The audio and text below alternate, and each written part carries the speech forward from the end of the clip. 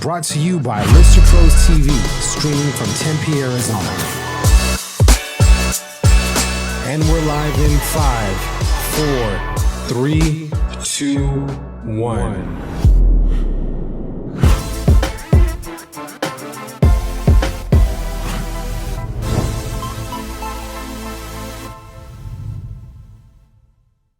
Hey guys, Jordan Nielsen here, host of Real Estate Pros on Lister Pros TV, and today we have a very special guest in studio.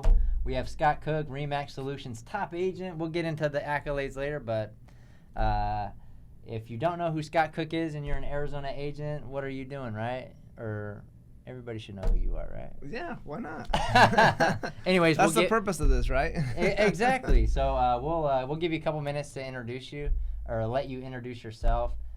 What interested you in getting into real estate? How long you've been in the business, and we'll kind of go from there. Awesome. So I've been doing real estate for, last month was actually 13 years. Wow. So nonstop 13 years, that's been my focus. The first 2 years, I was still at ASU finishing up school, so I did part-time 2 years, and then since, full-time ever since. Did you do real estate at school, or did you go to school for something else? I went to school for something else. Yeah, I was getting a BIS in political science and business, and then decided I wanted to do real estate. So I talked to the counselor and said, what's the fastest way I can be done so that I can move on to what I want to do?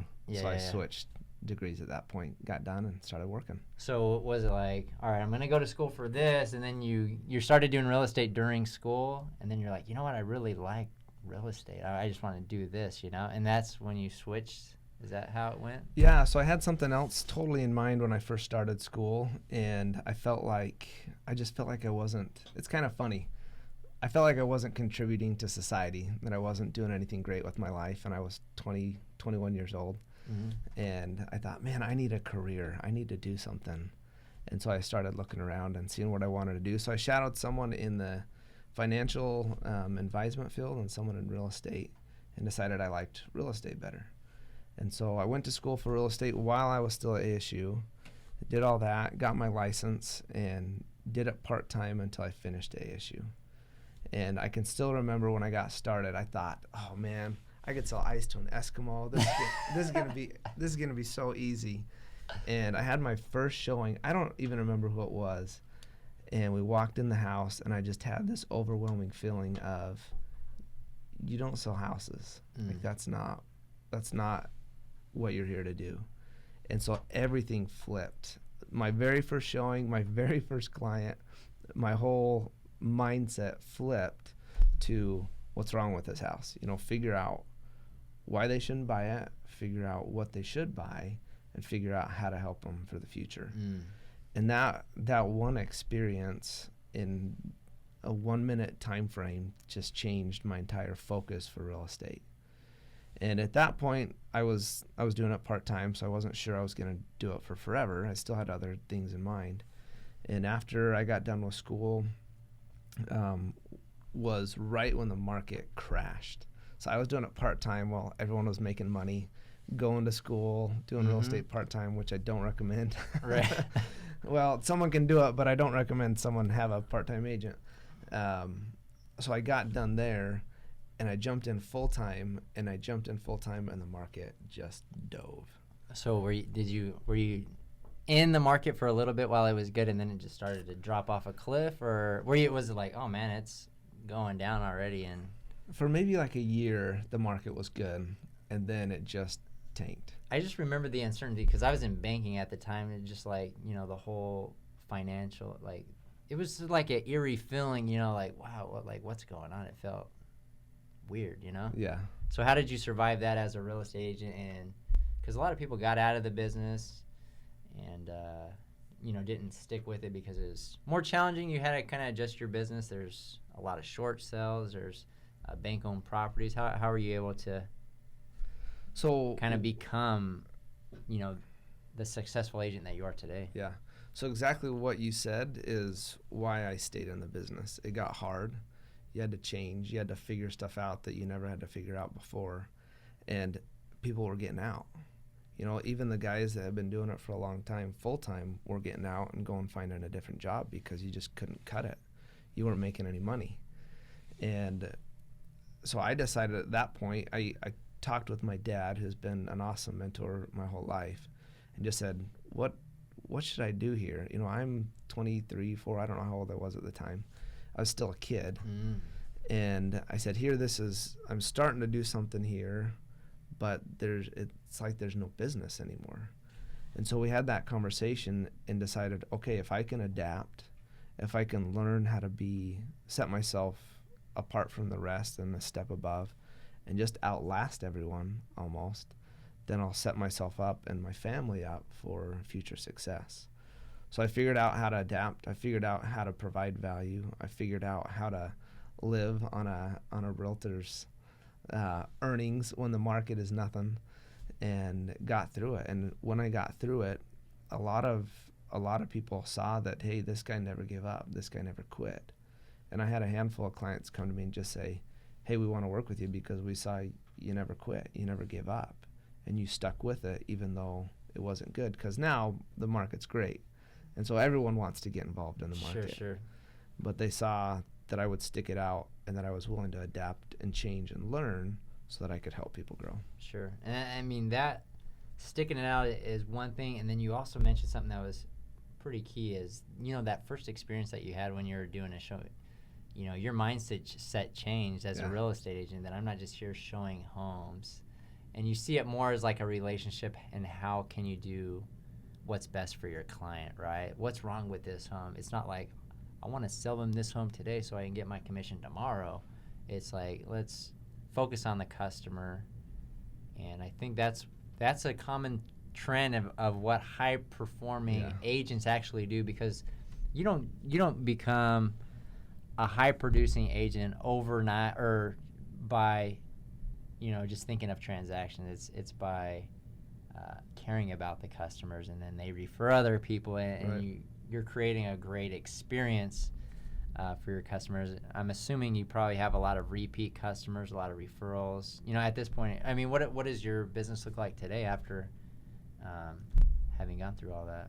Yeah, so before there was a lot of door knocking, right? And everyone said door knocking doesn't work. I can test that for the most part it doesn't. There's I thought you were going to say it does work. No, there's a lot of sweaty days in a shirt and tie. Hold on. So let's talk about, so is this when the market was down and you're like, I got to figure this out? I got to figure this out. I got to do whatever it takes. So you tried a lot of it. So door knocking was one. Yeah. And I'm probably just too short and funny looking that people shut the door on me. But there was some hot summer days, because this is how I dress. And so imagine walking around 120 degree weather, shirt and tie. That's sweat brutal. Stains all over. Yeah. But no, I mean, that's how I built things, was taking care of the clients. And I mean, I'm sure part of what you're asking is what sets you apart. And the generic answer is, I care about people. You know, everyone says I care about people. Well, I do. I think there's two things that make me a little bit different than everyone else. One is stats, so my numbers. So my numbers are different in that my average days on market is, I think, 10 days on market. The average for the rest of MLS is 58. My list ratio to sell ratio is 96%, so 96% of the list price is what I get. The average is 98, so that's a little higher than mine. Doesn't mean that I'm getting you less money for your home. That means that we're more aggressive on how we price things. We try to stretch value. We try to get more.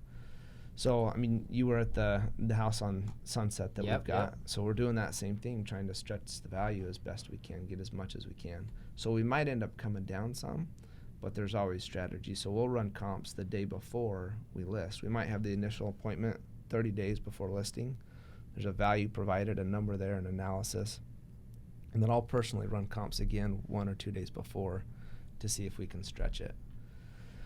So, and then my success rate as far as sell rate is 99.7%, where most agents, or the average in MLS, is 81 or 82. That they sell the listings they take? Yeah. Oh my gosh. So the average is 81. It's 81 or 2 will sell their listings. So if you think of that in 1,000, they're selling about 810 if they list 1,000. You're selling 997 homes if you list 1,000? Yeah. Wow. And a lot of that is, I mean, some of that is what we do, right? And some of that goes back to what you guys do for me as well.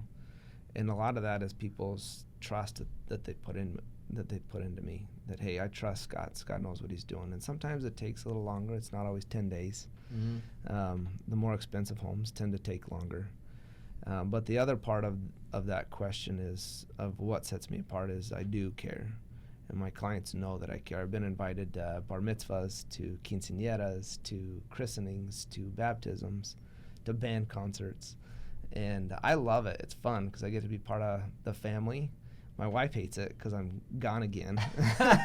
She's like, you're going where? Yeah. But it's fun for me. And then apart from that, I love the negotiating part. That is, I look at it as, hypothetically, we're sitting at the table and we're going to duke this out. And who's going to get the best deal for their client? And those two things are my favorite, the getting to know people and taking care of them, and the negotiating part. And so my business now, because of that, is about 95% by referral. So I think that's the first time I've heard somebody say, I love the negotiating part. Oh, it's fun. I love it. So what are these, not tactics and strategies, but how do you get top dollar for your clients? Because that is a key, because if you're, I would say, a soft real estate agent that just, the offer comes in low, hey, we should consider that, What are those things that you're going at bat for your customers in the negotiation process that makes you good at it? So I always so when I sit down with either a buyer or seller, so I'll do listing consultations in the home, buyer consultations are in my office. And whoever we're sitting down with, I'll tell them, you're playing poker. Real estate is a game of poker. Now, I don't know the actual rules of poker, like what's the best hand, but it's the same. Sometimes you're calling someone's bluff, and sometimes you're not exactly sure what their hand is. You don't know how much they're willing to pay. So you have to find a way to suck that information out of them. A lot of times it's so if you're the other agent, right, I'm going to make you think that I'm agreeing to everything that you want and making you feel like, hey, we're getting the best deal. And there's different ways to do that. But in reality, we've worked it to where we're getting the best deal. So I'll give you an example. We just had a super complicated deal close on Monday. Appraisal came in almost 50,000 low, and I got them up 25,000. I got the appraiser to come up $25,000. Wow. Which is almost unheard of. Yeah. And so there was still some separation there. What the accepted price, the home was not worth, but we were able to make the agent and the buyer think that. So I represent the seller. So in the end, we came off of our price because it just wasn't going to sell for that period, but we got the buyer to come up with funds, cash, to help offset some of that difference. So we got them up about 25,000, and then got the buyer to come up with $6,000 cash. So they had given me a number, and it was 284 is where we were at. So I went to my clients and I said, hey, 284 sound okay? They're coming up with extra money. Yeah, that sounds great. So instead of going back to the buyer or buyer's agent and saying, hey, we're good at 284, I went back and said, hey, how about 285.5, and we'll call it good. So get them more than what my client is okay with. And this was the response, and I still get a kick out of it. She says, how about instead of 285.5, we were given a $5,000 credit to the buyer. She says, how about you give us a $2,500 credit? So do the math quick. Right. That doesn't work out for the other side, right? That puts an extra grand in our pocket, in my client's pocket. So the price wasn't as high for the home, but their net, my client's net, was higher. So I immediately just said, yeah, that sounds good. So you never give up. It's essentially, I'll fight for the last $20, but I'm not going to lose a deal over $20. Right. And it's a matter of just sticking with that client. Even sometimes you might disagree with the client, and I'm sure you've had that in your business, right? You give them your professional advice, and maybe they don't take it, but you still got to support what they say and go with it. And eventually they tend to come back around to what the correct way to look at things might be, and sometimes not. But you stick with them just nonstop. And I call it being relentless in representation. And that's what I love. It's fun for me. That negotiation piece that you explain is very uncommon in real estate, because you got to think, when I've dealt with deals, this is what typically happens, because what you're explaining is not how it typically goes. It typically goes, we're under contract, we got the appraisal come in low, so now we got to drop our price just to meet the appraisal price to get the deal closed. Yeah. Right? But you're you go to at bat even when, so you got 25. This is only one deal. I'm sure this is not the only deal that you've done this on. 25 up on Let's the hope not, appraisal, right? And what? I said, let's hope that's not the only one. Right. And then out of pocket, that's incredible, man. Yeah. So I definitely see where the value, the caring, and how you're passionate about the negotiating. That is a big piece of why people need to hire real estate agents to represent them. But I wanted to, because you're a humble guy. Scott Cook is a top performing agent. Like I'm talking to you right now, but I wouldn't know all these accolades you have, so I wanted to list them off real quick. Second most transactions in Arizona for RE/MAX in 2017. Top 25 in RE/MAX Southwest. That's over 4 states: Arizona, New Mexico, Nevada, and Utah. You're 40 under 40 for 5 years straight, and you're part of the RE/MAX Hall of Fame. So, based on the conversation that we've already had, I can tell why your clients would like to work with you, and why, because those are experiences that you don't have typically, Right. Those are statistics that you don't have typically. You don't typically sell 99.7% of your listings, but you do, Yeah. This isn't a plug for you, but this is just from my perspective, talking to other agents and knowing, and being a real estate agent myself and being in the industry, uncommon traits and things that you do for your clients. So if somebody is watching this and they want to reach out, actually, first off, what do you look like right now? Are you a solo agent that does everything? Do you work as a team? Are you looking to grow as a team? And people have different seasons in their real estate career, and they're looking to accomplish different things. What does that look like for you in 2018? So I am super detail oriented, and my wife would say anal retentive, because I just focus on so much of the details that drives everyone crazy.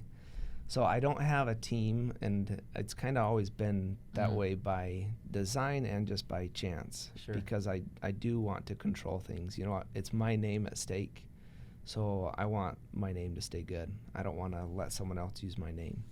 That said, I do have an assistant. So I do, for the most part, everything myself. But I do have an assistant that helps me out where I need it and takes some of the lighter stuff off so that I can focus. And that helps me be able to take better care of the clients. But also, Jordan, I'm super lucky. I really see it as a lot of luck. I have awesome clients, and they refer me awesome people. And by them referring people to me, I don't have to be like the traditional agent going out and pounding pavement or marketing myself. I just market my properties. And so it allows me more time to focus again on the client, and it just kind of continues a circle where they refer to me and I can take better care. So there's no team, there's me and my assistant. So if someone, I also just feel that if you want me to help you, you should get me. You shouldn't get someone else. Right. Or someone who just got started. If you're expecting me to help, you should get me. And that makes for some long weeks and some late nights, and sometimes I miss dinner with the family, but it's kind of what the job calls for at times. Sure. So if somebody watching this is interested in hiring you to buy or sell a home, or an agent that wants to reach out and ask you some questions, how do people get a hold of you? So my website is scottcookhomes.com. So you can go there, or my number 480-993-9317. Reach out. And I'm happy to answer any questions of other agents as well. I get new agents in the office that ask questions, and a lot of times they'll ask, hey, how do you stay in it? How do you have success and sustain it over a period of time? And the biggest things that I've told them, or the number one thing, is just show up. A lot of times in this business, I'll use the example of someone gets a listing and then they go home because, hey, I did something today. I got a Right, listing, right, right. All you have is a signed piece of paper. You haven't done anything today. So go back to the office and work, make phone calls, do whatever it is that you need to do. Whereas so many people will just, they go golf because they made a sale yesterday, or they go do whatever. And that's great. You know, you need to have fun and do other things, and have hobbies. Otherwise you're going to go crazy. But you gotta focus and work. And so I just tell them, show up. You know, even if I have a slow day and there's nothing on the schedule, I'm at my office, because you can make luck. Something will eventually come your way if you're putting yourself out there and working. Awesome. That's some great advice for newer agents, and just you know, I think a lot of people will get sucked in. Well, we just closed a deal, and now I'm gonna go shopping. You know, I'm gonna not focus on the things that I was doing that helped me get that in the first place, and you know, just staying consistent and working every single day, showing up. So awesome. Thank you so much, Scott, for joining me on Real Estate Pros. Been a pleasure, and we will see you guys on the next episode.